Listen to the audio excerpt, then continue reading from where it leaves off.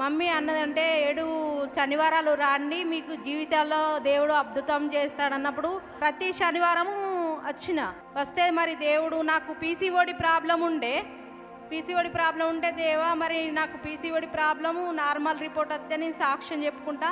మళ్ళీ గర్భసంచిలో కూడా నాకు మందం పొర ఉండే, ఆ పొర కూడా దేవా అది కూడా నీకు అది సాధ్యమే తండ్రి, అది కూడా పోతే నేను నార్మల్ రిపోర్ట్ వస్తే నీ సాక్ష్యం చెప్పుకుంటా ఈ 2 విషయంలో తండ్రి అని అనుకుంటే దేవుడు నాకు 2 విషయంలో నార్మల్ రిపోర్ట్ ఇచ్చినందుకు దేవునికి మహిమ కలుగును గాక. చాలా 5-6 సంవత్సరాల నుండి బాధపడుతున్నారు.